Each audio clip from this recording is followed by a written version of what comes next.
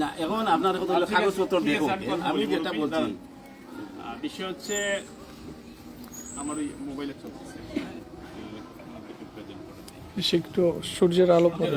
আচ্ছা আমরা একটু ঘুরে আসেন আসেন ঠিক আছে আসেন নিয়ে ভাই আসেন এদিকে এদিকে দিয়ে না আমি সামনে আছি সামনে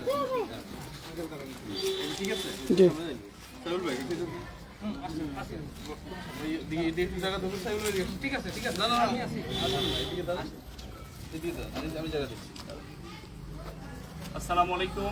আমি আজকে অবস্থান করছি সিলেট জেলার শাহপরান থানার অন্তর্ভুক্ত কল্লু গ্রামে অবস্থান করছি এই মুহূর্তে। আসলে আমি আজকে এখন যে কারণে আমি লাইভে আসলাম সেটা একটা ভিন্ন বিষয় আমি বলবো এই জন্য যে আসলে আমরা বাংলাদেশ পুলিশের ভালো কাজগুলো যাতে আমরা একটু দেখার চেষ্টা করি, যে আমার খুব অনুরোধ দেশ এবং জাতি, দেশ এবং বিদেশ থেকে যারা দেখছে। এই জন্য আমি বললাম যে দেখেন আজকে বাংলাদেশ পুলিশ একটি মানবিক কাজে একটি সমাধানের জন্য সিলেট মেট্রোপলিটন পুলিশ কমিশনার মহোদয় এবং অফিসার ইনচার্জ শাহপরান থানা, যে বাংলাদেশ পুলিশ একটি মানবিক বিষয় আমাদের নিরাপত্তার জন্য, আমাদের সার্বিক সহযোগিতার জন্য যে আমাদের পাশে এসে দাঁড়িয়েছে, এতে উজ্জ্বল দৃষ্টান্ত স্থাপন করেছেন। আমরা মনে করি যে বাংলাদেশ পুলিশ সর্বদা জনগণের সেবায় নিয়োজিত। এই বিষয়টি কিন্তু আমরা আসলে কোনো ব্যক্তি, আমি হয়তো আমার সংস্থায় আমি একটি খারাপ কাজ করতে পারি, কিন্তু এই জন্য কিন্তু আমার সংস্থাকে কিন্তু খারাপ বলার কোনো সুযোগ নেই, সেই ব্যক্তিকে বলতে হবে। তাই আমাদের পুলিশ বাহিনী ছাড়া কিন্তু আসলে এই যে দেশে যে সংকটময় যে পরিস্থিতি, পুলিশ বাহিনী ছাড়া কিন্তু আসলে কোনো কিছুই সম্ভব না। পুলিশ ছাড়া আপনারা দেখবেন, ভেবে দেখবেন। আমি এখানে যে লাইভে আসলাম, আমার লাইভটা এই জন্য আমি বলছি যে আপনারা বাংলাদেশ পুলিশের ভালো কাজগুলা আমি সবাই আপনারা দেখার চেষ্টা করবেন, তাহলে আমরা আসলে অনুভব করতে পারবো যে বাংলাদেশ পুলিশ কি পরিমাণ পরিশ্রম, কি পরিমাণ কষ্ট করে। আর কোনো ব্যক্তির দায় কোনো সংস্থা নিতে পারে না। যদি কোনো যে ব্যক্তিরা পুলিশ বাহিনীতে যারা অন্যায় করেছেন, অকারেন্স করেছেন, তাদেরকে সেই ব্যক্তিকে ধরে আইনের আওতায় আনা হবে। কিন্তু আমরা যাতে এভাবে না বলি যে পুলিশ বাহিনী বিলুপ্তি, এটা আমরা চাই না। পুলিশ বাহিনী যেভাবে আছে এইভাবে চলবে, আরো লোকজন এখানে সংগ্রহ করা হবে, নিয়োগ দেওয়া হবে। বাংলাদেশ পুলিশ যদি সচল থাকে তাহলে আমি মনে করি যে বাংলাদেশের মানুষ নির্বিঘ্নে শান্তিতে বা দুর্নীতি নিবারণে 100% যদি ওনারা স্বাধীনভাবে কাজ করে তাহলে দুর্নীতি নিবারণ করা সম্ভব।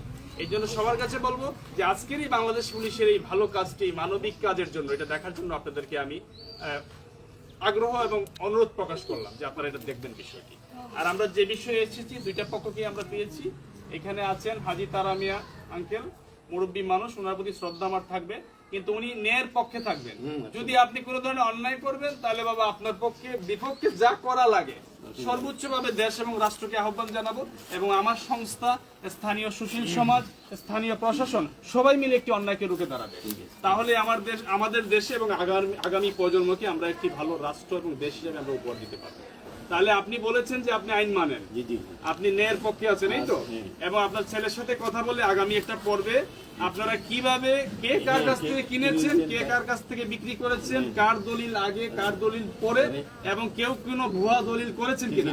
আমাদের কাছে ইনফরমেশন আছে যে ভুয়া দলিল তৈরি হয়েছে, হ্যাঁ, এই জাল জালিয়াতি হয়েছে। এটার বিরুদ্ধে আমাদের অবস্থান এবং আমাদের স্লোগান এবং আমাদের কর্মসূচি।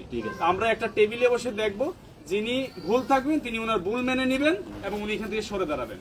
যদি এই জায়গা কোনোভাবেই আপনার বা আপনি সঠিকভাবে বিক্রি না করে থাকেন তাহলে আপনি এই জায়গা ছেড়ে দিতে হবে। যিনি জায়গার মূল মালিক, কাগজে যিনি মালিক আছেন, উনি ওনার জায়গা বুঝে নেবেন। ঠিক আছে? আচ্ছা, সবাই কি আমার কথা বুঝেছেন? আমি ঠিক বলেছি কিনা? আচ্ছা, তাহলে আমি আবারও পনির ভাইকে আমি থ্যাংক ইউ ভেরি মাচ দিয়ে আমি এখানে শেষ করব। ঠিক আছে খায়রুল ভাই, ভালো থাকবেন, সবাই ভালো থাকবেন। আসসালামু আলাইকুম।